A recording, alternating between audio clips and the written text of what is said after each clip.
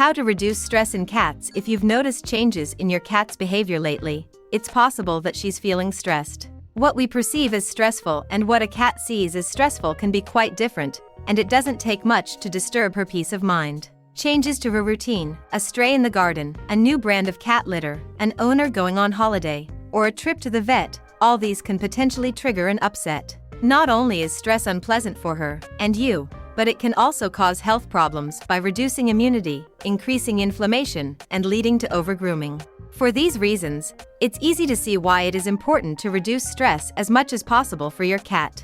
Turn down loud music. Cats have sensitive ears that can be hurt by loud music, loud television, or other sources of noise. Comfort a cat that's frightened by loud noises outside the house, particularly fireworks or thunderstorms. Take her into an interior room or close the curtains, put the TV or radio on low, and make sure the cat has a bolt hole where she can hide until the ordeal is over. Know when to comfort your cat. Some cats who are bonded to their owner will benefit from companionship and reassurance, such as the cat who bolts under the comforter during a thunderstorm. She gets comfort from the owner's scent on the bedsheets. However, a truly terrified cat will be too traumatized to accept comfort and will consider human interference a further threat. Give your cat plenty of safe places in the home.